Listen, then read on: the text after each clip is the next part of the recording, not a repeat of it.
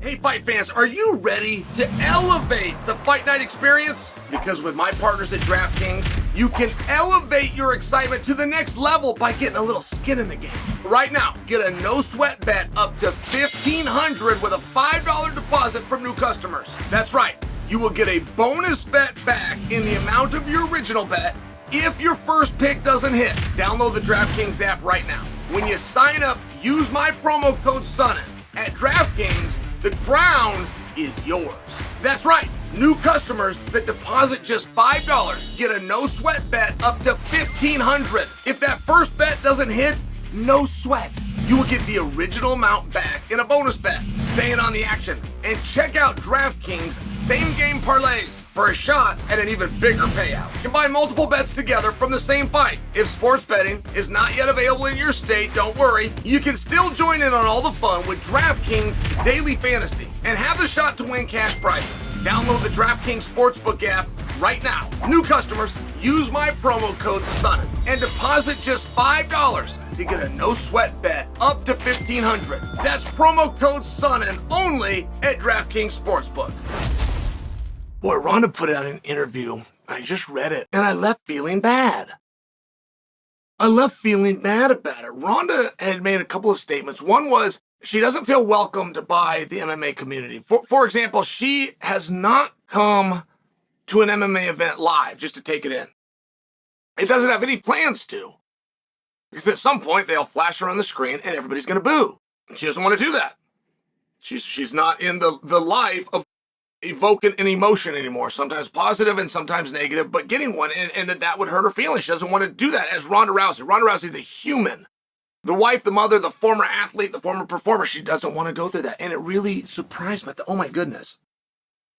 And the reason I thought that is, and by the way, she says that it was the MMA media that did this to her, that it wasn't something that she did, that when she had a loss, they would just come out and bury her. Talk about she was no good to start with. It was no surprise that she lost. She's terrible. She doesn't have hands. She doesn't have this and that. Okay. Now, I followed Ronda's career very closely. I remember it perfectly, like it was yesterday. And there's nothing that she said that's wrong. That is what happened to her. They built her up, and she was the first of her kind, which female. She is the one, or at least the face that gets credited with the rise of women's mixed martial arts. Women that could draw, women that could main event. And she brought a lot of notoriety with it. She was the most likely to end up on Ellen's couch. She was the only to this day that's ever ended up on Ellen's couch. And that's more than just figurative by me, by the way. What I'm talking about is this mainstream appeal that could get recognized and noticed. Like, for her time, she was the biggest, but that still holds true. There hasn't been somebody to come along since her that's done that. Like, there's some things where she is still queen and hasn't been touched.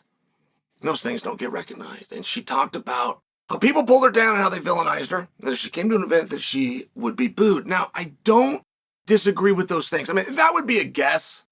If she's never going to come to an event, like that would be a guess in a debate that we could have back and forth. If she was going to come to an event, we would have our absolute answer.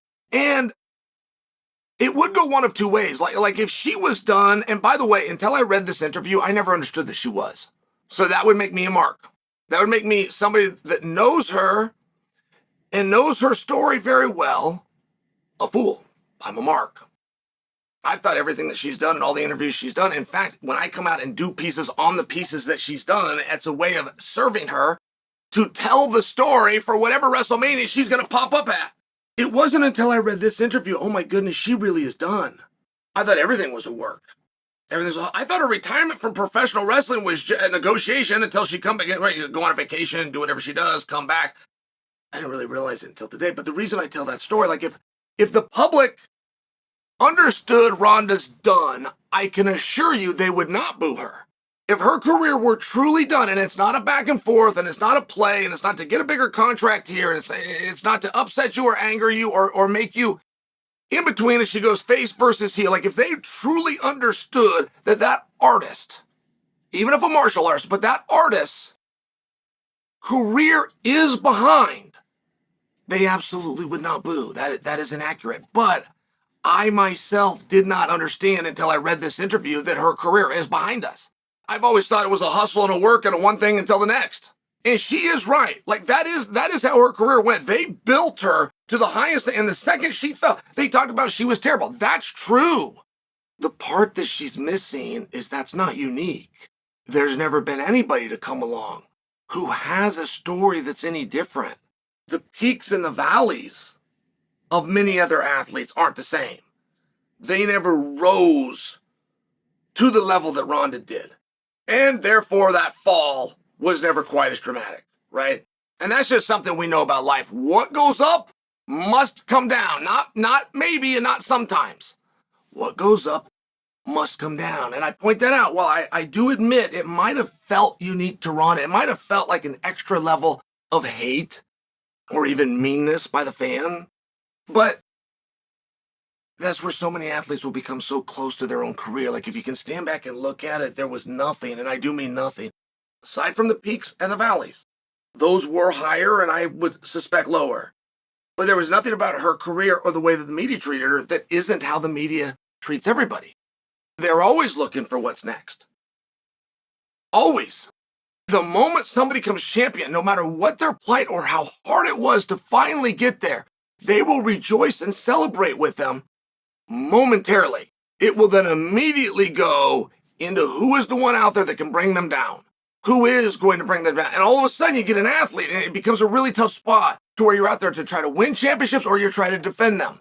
And I tell you guys this all the time, and I got it from Mark Schultz, but it's always okay to hear or read or listen to what they say about you. It is never okay to believe it, and that goes either way. If they tell you you're terrible, you cannot believe it. If they tell you you're the best ever, you cannot believe it. It becomes a very short-lived career and a very big long-term problem if you do.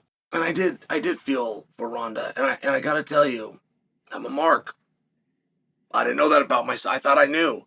But this whole time I've thought she was going to come back, not to MMA, but go into wrestling. I've never thought that she was truly done until I read this interview. And the reason I tell you that, if the world knew she was done, there would be no more hate. There would be nobody that tried to bring her down or talked about who else was great. And you do that for a number of reasons, right? Like the psychology of the fan was never one which was personalized with Ronda. Like I can all but guarantee you that these things that Ronda heard that were negative and bad and that have stayed with her, that nobody walked up to her and said them.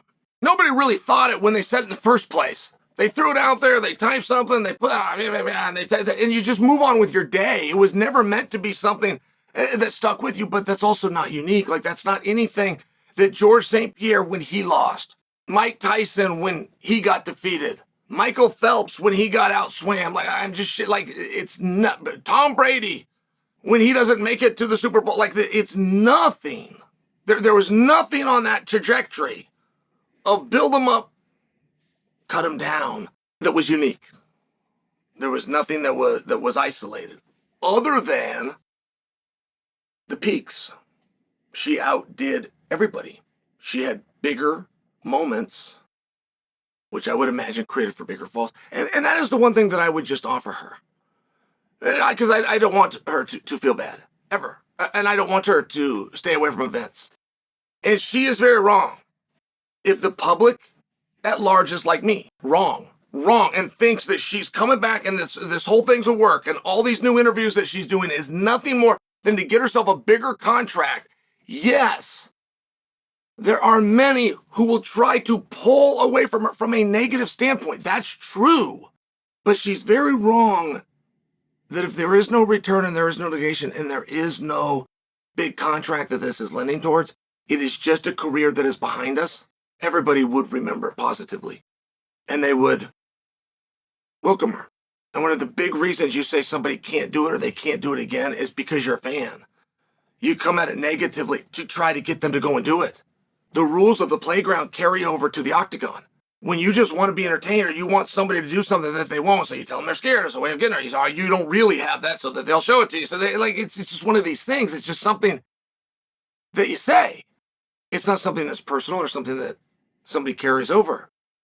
And then eventually you get the really cold, hard reality, the real, true reality, which is much worse than what you were thinking in the first place, which is people at large don't know who you are.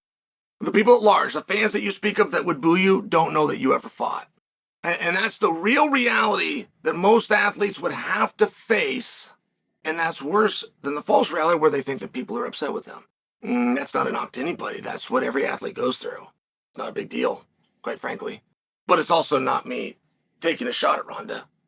We have new fans. We have new fans that come in constantly, and they simply were not here 10 years ago. We have new fans that just discovered this sport 3 years ago, which was long after you were done fighting. We have new fans that came along 3 weeks ago, which is long after you were done fighting. And you would have more people in a live arena. You had more people that would have to turn to somebody else when your face popped on the screen that would say, "Who's that?" Then you would have people that either remembered and it was positive or remembered and it was negative. And it's just one of those spots where there's a level of this that's really important to know and to understand, such as your trajectory. The only difference between you and everybody else was higher points, which I think would be a good thing. And the only reason some of the current negativity comes is from people that just want to see you again because they like you and they're actually fans. The real reality is most of those people that are at the events today aren't going to recognize you and never knew you fought in the first place.